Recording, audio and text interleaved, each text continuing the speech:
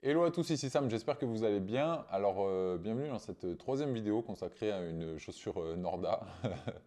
J'avais fait une première vidéo sur la 01 qui présentait aussi un petit peu la marque et la genèse, etc. Et une deuxième vidéo sur la 02 qui était le modèle avec un peu moins de stack, que j'ai adoré, mais j'adore autant l'une que l'autre. Et on va parler aujourd'hui de leur chaussure de course qui est du coup la 05. Alors pour la petite histoire, donc on avait la 01, la 02, la 03 c'est exactement la même chose que la 01 mais sans lacet, c'est une chaussure à enfiler de façon un peu slip-on, qui est plus pour tous les jours ou pour faire des marches d'approche, etc. Même s'il y en a qui courent avec. Et alors du coup, on va se demander pourquoi on est passé de la 03 à la 05. Alors moi j'avais entendu des bouts de couloir qui disaient qu'en fait la 04 n'était pas terminée, ils avaient l'intention de sortir la 04, finalement la 05 est sortie avant. Et en fait pas du tout.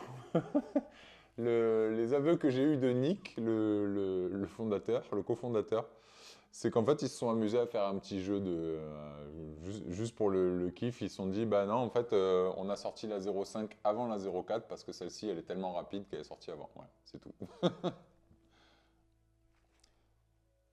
Alors donc du coup, on est ici sur une chaussure pour la course, une hyper shoe. Du coup, ça va être une chaussure sur laquelle tout est fait pour gagner du poids et pour aller vite et pour économiser un maximum la chaîne musculaire. Donc ça va être une chaussure réservée pour les jours de course, on peut dire ça comme ça, mais qui, contrairement à beaucoup d'autres modèles chez la concurrence, va être faite pour faire plusieurs courses, des courses, des courses, des courses, et pas juste pour faire une voire deux courses comme c'est le cas sur certaines chaussures, où c'est genre juste hallucinant. Des chaussures qui tiennent 200 km et qui font 250 euros. Alors là, c'est encore plus cher, mais par contre, c'est une chaussure qui est vendue pour faire des kilomètres et des kilomètres et des kilomètres. Euh, alors donc, elle est sortie en mars 2025, donc il y a quelques semaines. Je me la suis procurée, je l'ai achetée. Alors elle coûte 300 euros, je ne l'ai pas acheté 300 euros, mais je me la suis procurée parce que je voulais vraiment pouvoir vous en parler. Alors on peut dire, est-ce qu'on peut dire que je me suis dévoué? Je ne sais pas. Mais en tout cas, voilà, j'ai fait l'acquisition parce que je me suis dit qu'il y aurait très peu de chances qu'on arrive à trouver des reviews françaises de cette chaussure. Donc je me suis dit, allez, je me la fais péter, elle a l'air vraiment cool. Voilà, je me la suis procurée, j'ai pu vous la tester un petit peu et vous en parler. Alors, ils l'ont révélé cette chaussure à l'UTMB l'année dernière. J'étais allé au petit truc dans un shop à Cham où du coup il l'a présenté en avant-première. Même si ceux qui avaient l'œil avaient repéré certains athlètes qu'il avait au pied. Alors le truc qui est le plus incroyable sur cette chaussure, c'était son poids, puisque en 42, tenez-vous bien avec ce niveau de stack, en 42, la chaussure pesait 215 grammes. C'est incroyable, vraiment, enfin, j'ai jamais vu une chaussure aussi légère avec un amorti pareil. Quand on la prenait dans la main, sur le coup, je me suis dit, ouais, c'est pas la version définitive, c'est pas possible. C'est une version qu'ils ont mis là comme ça, mais c'est pas possible qu'elle soit aussi légère. Et en fait, si, elle est vraiment sortie aussi légère. Euh, alors, pour les spécificités de cette chaussure, alors on va commencer par la semelle extérieure. Alors, on retrouve le même dessin de chevron, mais beaucoup plus espacé que sur les deux précédents modèles, les trois précédents modèles même, on peut dire. Donc beaucoup plus espacés, ils sont moins gros, tout simplement parce que cette fois-ci, on est toujours sur du Vibram, mais on est sur du Vibram Mega Grip qu'on connaît déjà, mais cette fois-ci, c'est du Mega Grip Elite. Donc c'est la toute première chaussure équipée de ce matériau. C'est un matériau encore plus léger et encore plus adhérent chez Vibram. On est vraiment là sur le GTR S 24 soupapes Super Leggera de la gomme d'accroche. Et alors du coup, ça leur a permis de faire des crampons moins gros, tout simplement parce que la gomme adhère tellement que du coup, ils se sont dit que c'était pas la peine de faire des crampons aussi profonds que sur les autres modèles. J'espère que vous les voyez bien. Du coup, c'est blanc, c'est cool. Euh, Au niveau de la semelle intermédiaire, du coup, on est sur une mousse. Ça n'est plus de la mousse Vibram comme c'était le cas sur les autres modèles. C'est une mousse Arnitel TPEE. Retenez bien. Alors, Le TPEE, en fait, c'est un certain blend. Alors, en fait, comment ça marche les mousses? C'est, mettons, je sais pas moi, si Adidas veulent une super foam ou une critical foam, ce qu'ils appellent maintenant, ils font appel à des fournisseurs et ils disent, voilà, on veut du TPE et on va en prendre un certain pourcentage. Et le reste des 100%, admettons s'ils demandent 70% de TPE ou TPEE, je ne sais plus exactement, ben en fait le reste, ça sera de l'EVA ou bien une mousse que eux ils ont développée. Norda, qu'est-ce qu'ils ont fait? Ils ont toqué à la porte, ils ont dit bonjour, on voudrait une mousse, super mousse. Arnitel, ils ont dit oui, bien sûr, rentrez, vous voulez combien de pourcents? Ils ont dit bah nous on veut 100%, on veut pas de, on veut 100% de votre produit, on veut le gold platinum de la mousse, donc nous on va rien rajouter dedans, on veut absolument 100% de votre produit pur. Donc ça donne une mousse qui est incroyablement légère, c'est vraiment hallucinant. J'aimerais pouvoir vous la faire peser là, c'est vraiment incroyable comme elle est légère par rapport à son stack. Donc on a une mousse en Arnitel TPEE 100% pure, totale. Au niveau du mesh, du coup on est toujours sur, sur du Dyneema. Alors celui-ci est beaucoup plus aéré, celui-ci on arrive à souffler au travers. Alors je vais retirer ça. On arrive à souffler au travers. Alors par exemple, j'avais fait le test sur la 01 quand je faisais ça. Ça passait vraiment difficilement. Là, celui-ci, quand même, le tissage est un petit peu plus large. Donc c'est une chaussure qui est quand même plus respirante. Ça permet de gagner du poids, mais surtout en respirabilité pour les jours de course. Quand il fera chaud à l'UTMB, etc., ça sera hyper cool. Au niveau de la languette, on est sur quelque chose qui est en suede. C'est un espèce de suede, comme on dit en anglais, une espèce de daim. Alors je sais pas si, non, je pense pas que ça soit, je pense pas que ça soit animal à mon avis. C'est un truc, non, bah, je le vois dedans là. Tout est en synthétique, mais vous voyez ce genre de texture un petit peu qui ressemble à du daim, sans aucun rembourrage, mais avec des micro perforations pour laisser s'échapper l'humidité et la chaleur. Je trouve que c'est assez confortable. C'est très légèrement, le matériau en lui-même, du coup, on peut le pincer un petit peu, même s'il n'y a pas de rembourrage. Donc je trouve que c'est assez confortable. En plus, couplé à des lacets plats, ça donne que en fait, ça vient vraiment bien s'asseoir sur le pied. Ça donne pas de l'absence de rembourrage. On avait vu sur certains modèles, comme la Mont Blanc par exemple, que ça pouvait cisailler un petit peu. Mais là, ils ont mis des lacets plats, donc c'est tout à fait OK. La semelle, même si elle est très minimaliste, elle est tout à fait OK. Elle est accrochée du coup à l'intérieur, un petit peu comme sur la première. Alors, je ne sais pas si j'arriverai à vous montrer, je vous ferai un gros plan. Par des petites pièces de tissu qui sont à gauche et à droite, qui font qu'en fait, quand vous enfilez la chaussure, hop, vous mettez bien la languette en place et vous avez comme une petite chaussette en tissu très fine autour du médio-pied. C'est très agréable à porter. Au niveau du laçage, du coup, on a des lacets en Dyneema toujours, qui font seulement 4 mm de largeur contre 5 habituellement, pour gagner un petit peu en poids. Vraiment, là, ça chipote, hein, mais pour le coup, ils l'ont fait. Hein. Tout ce qui est fait, là, vraiment, même s'ils peuvent gagner 4 grammes sur la chaussure entière, ils le font. Donc, des lacets en Dyneema 4 mm. Et on a, du coup, comme vous pouvez voir ici, des petits arceaux un petit peu plus structurés sur lesquels viennent s'accrocher les lacets, qui sont, du coup, reliés à l'intérieur de la chaussure et qui vont venir prendre votre pied par-dessous, vraiment tout le médio-pied par en dessous. Donc en termes de tenue, c'est génial, ça tient vraiment très bien au laçage. Au niveau du collier, autour de la cheville, on retrouve deux petits pads qu'on voit aussi à l'extérieur. Ici, là, vous avez une petite bosse, petite excroissance, vous avez la même de l'autre côté, qu'on retrouve du coup dedans, qui du coup vient bien tenir le dessous de la malléole au niveau de juste avant le tendon d'Achille. Ça tient très bien, moi je suis assez content, je trouve que ça marche bien. La semelle intérieure est aussi en Arnitel, donc elle est très fine pour le coup. Là, quand vous la pincez, il n'y a presque rien comparé aux semelles intérieures qu'il y avait sur les deux autres modèles qui étaient un petit peu plus moelleuses. Là, c'est quelque chose d'assez fin. Alors la semelle intérieure, là celle-ci elle est moulée, donc on a un petit rebord comme sur toutes les chaussures.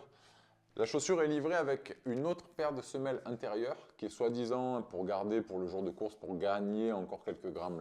Là pour le coup, je trouve que bon, c'est un peu too much. C'est-à-dire qu'en fait, vous n'aurez plus le petit moulage qui vient, dans lequel le pied vient s'asseoir. C'est une semelle qui est full plate. Du coup, vous allez gagner un tout petit peu de poids. Mais, enfin, ça ne me viendrait même pas à l'idée de la changer, même pour une course. Donc voilà, vous l'aurez compris sur cette chaussure qui est vraiment très très belle. Hein. Le coloris s'appelle Neve, comme la neige. Du coup, c'est une espèce de gris beige très beau. On retrouve, je ne sais pas si vous avez remarqué, mais Norda, ils aiment bien faire des codes en fait à l'avant. Là, on a deux traits qui sont du coup comme ça, qui viennent se rejoindre sur l'avant. Sur les autres modèles, on avait aussi à chaque fois deux petits traits comme ça, mais qui n'avaient pas la même inclinaison. C'est un petit peu le code de chaque modèle. On retrouve ça sur toutes leurs chaussures. Donc je l'ai testé cette chaussure.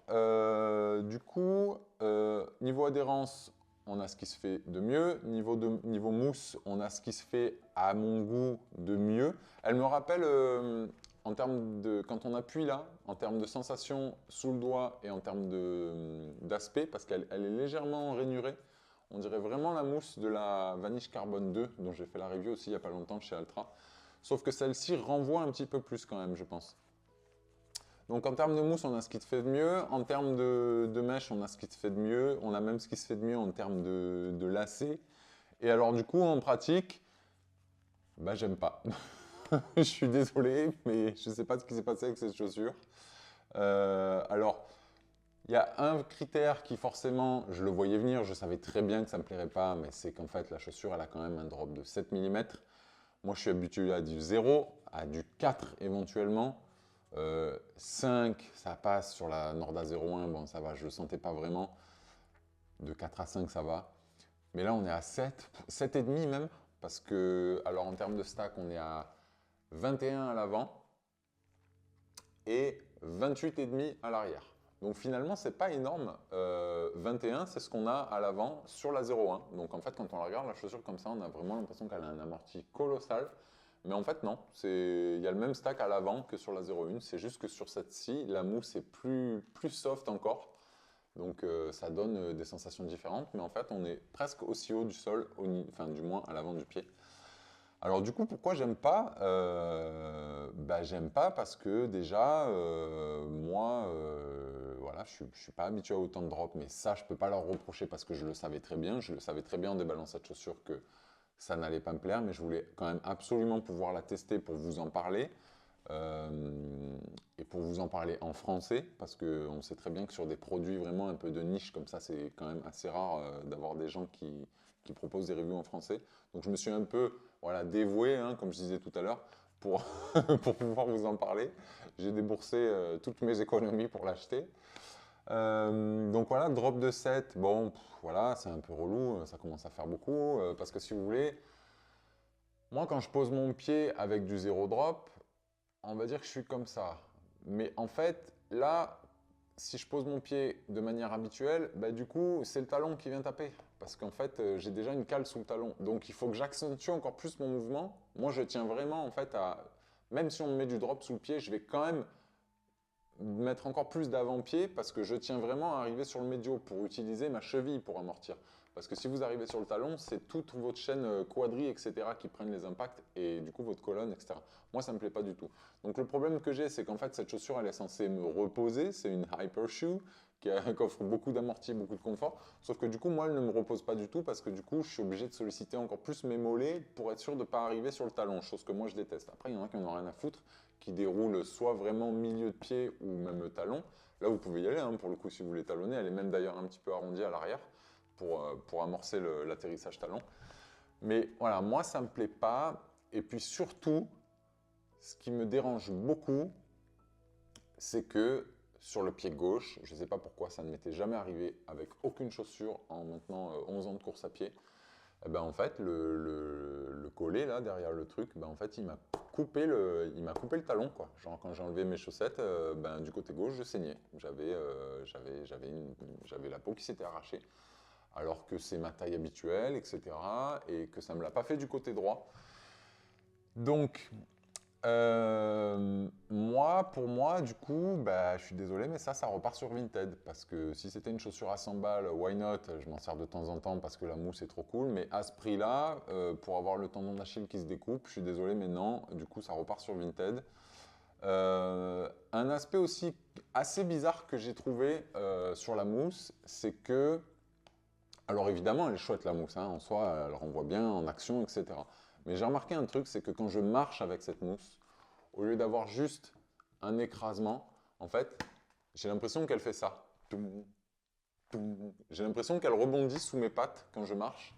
Et du coup, je trouve que c'est pas très agréable parce qu'en fait, au lieu d'avoir juste un amorti, un accueil qui nous suit, bah, on a l'impression que c'est un petit ressort qui fait deux vibrations quoi, quand on pose le pied. Vous allez peut-être me trouver chelou si vous l'avez essayé et que c'est pas du tout le cas, mais moi j'ai vraiment remarqué ça quand je marche, pas quand je cours. Donc ouais, je trouve que c'est assez curieux comme sensation. Et là, je commence à me demander si c'est ok en fait d'avoir une mousse qui commence vraiment à parasiter entre guillemets la pose du pied à ce point-là, au point que je ressente voilà, une double vibration tellement elle rebondit en fait la mousse. C'est comme si vous compariez, je sais pas moi, un ballon en mousse et une balle rebondissante. La balle rebondissante, c'est too much. Je trouve que c'est un peu too much. En termes de durabilité, bah, du coup, moi je l'ai testé que sur 20 bornes, mais je voulais vous en parler quand même très vite. Et le problème, c'est que je l'aurais bien testé un petit peu plus, sauf qu'en fait, vu qu'elle me blesse, bah, en fait, c'est niet, je vais pas porter cette chaussure plus.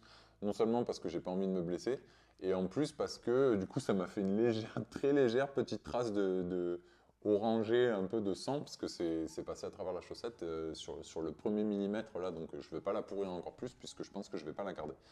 Euh, Après, voilà, le produit il est magnifique. Je pense qu'il est très réussi. Je pense qu'effectivement, ils vont avoir de très bonnes performances sur les prochaines courses. Il y a des athlètes qui font déjà de très belles perfs avec, etc. Mais du coup, ben, pour moi, c'est un non. Je suis désolé, mais pour moi, ça marche pas. J'ai envie de la garder, ne serait-ce que parce qu'elle est très belle, mais comme je vous disais, à ce prix-là, non. J'ai envie de récupérer une partie de mon argent. Donc pour moi, ça repart sur Vinted.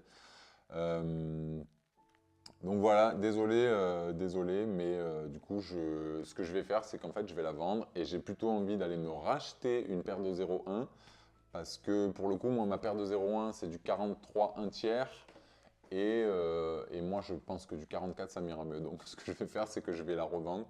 J'aime toujours autant la marque, c'est juste, pour moi, c'est pas un produit qui va me convenir parce que non seulement elle me fait mal à l'arrière du pied, deuxièmement je trouve que la mousse elle est un petit peu too much et en fait, ah oui, et puis du coup c'est pas très stable. J'ai oublié de vous parler de ça, surtout très important. C'est tellement soft qu'en fait c'est pas très stable. Donc finalement, moi quand je pose mon pied avec cette chaussure, je sens qu'une fois que mon pied, une fois posé par terre, ben, en fait j'ai toute la chaîne micro-musculaire, on va dire, qui travaille en fait à chaque appui parce que moi, je veux que mon pied soit posé au sol, point barre. Je ne veux pas avoir, voilà, une fois que mon pied l'a touché, juste rappuyer, mais que ça soit pas stable au moment où je prends mon appui. Donc, ça aussi, au niveau stabilité, j'ai été voir sur leur site quand même, j'ai été regarder ce qu'ils disent en termes de description technique du produit, et en fait, on nous dit c'est la hyper chou la plus stable du marché. Ben putain, je sais pas ce que ça donne chez Terex, etc. Mais en tout cas, c'est vrai que j'ai entendu que, par exemple, chez Terex, les chaussures, et je crois que c'est la Agravic Speed Ultra, il me semble, qui n'était pas stable du tout. Ben putain, si c'est celle-là la plus stable, alors j'imagine même pas ce que c'est chez Terex. On a vu déjà des athlètes, hein, sans plaindre, même des athlètes Terex qui disaient ouais, c'est vrai qu'elle est un peu limite quand même. Il y a David Roach qui s'est fait une entorse sur le Big Alta là, il n'y a pas longtemps aux États-Unis. Je crois qu'il portait la T-Rex. Enfin là, je m'égare un petit peu, mais voilà, tout ça pour dire que les hyper shoes c'est cool.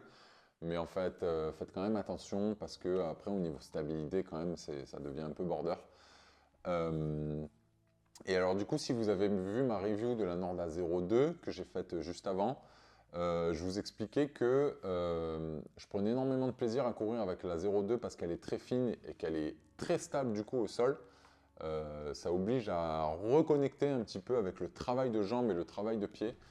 Et que j'avais un petit début de périostite qui me faisait mal. Et avec la 02, en fait, elle a beau être très minimaliste, ben en fait, bravo la clinique du coureur, pour le coup, merci, c'est totalement vrai. En courant avec la 02, ma blessure a disparu alors que ça faisait des semaines et des semaines que je me la traînais. Et bien avec cette chaussure, c'est revenu. Donc voilà, je pense que c'est tout simplement parce que voilà, elle n'est pas assez stable et du coup, ben, je fais des trucs, ma chaîne musculaire n'est pas à l'aise. Alors que c'est une chaussure qui est censée être reposante pour sauvegarder la chaîne musculaire, etc. pour les ultra distances. Donc voilà, pour moi ça marche pas trop, même si le produit est très beau, extrêmement léger. Regardez, je ressens ma petite balance de cuistot pour faire des gâteaux là. Donc ça c'est du 44. Malade le prix, le poids. 244 grammes en 44. Voilà, donc voilà. Moi, je salue quand même la marque parce que voilà, le produit est extrêmement bien travaillé, extrêmement durable, je pense. J'ai fait que 20 bornes avec, mais même les tout petits micro-reliefs qui sont sur les crampons, ils n'ont pas bougé. Donc je pense que le produit est très durable. De toute façon, on a de très bons retours. Bon, mais voilà, moi pour moi, 7 mm de drop, bah, c'est trop. Mais ça, je ne peux pas leur reprocher parce que c'est quelque chose que je savais déjà. Ça qui me coupe l'arrière du pied, c'est éliminatoire total. C'est vraiment trop désagréable. C'est quoi ce délire? Genre, la chaussure est censée être faite pour faire des ultras et en fait, elle te coupe au bout de 20 bornes. Donc, j'imagine même pas sur une course, ne serait-ce que de 45 km. Voilà. Après, au niveau du fit, bon, ça va, c'est cool. C'est comme je vous le disais dans les autres vidéos, c'est pas aussi large qu'une paire d'Altra en fit original, mais c'est quand même très spacieux. On est vraiment à l'aise dans le fit Norda. Je trouve ça aussi un petit détail. Je trouve ça trop cool que Norda ne se soit pas encore amusé à mettre un énorme logo sur leurs chaussures. Leur logo, ils en ont un de logo, c'est l'espèce de petit écusson qu'on voit ici.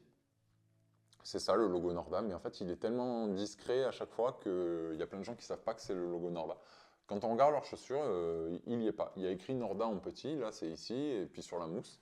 Mais moi je trouve ça très cool de ne pas avoir tout le temps placardé un gros logo comme font beaucoup de personnes. Ça c'est un détail, mais voilà, je trouve que c'est un parti pris intéressant. Donc voilà pour cette Norda 05.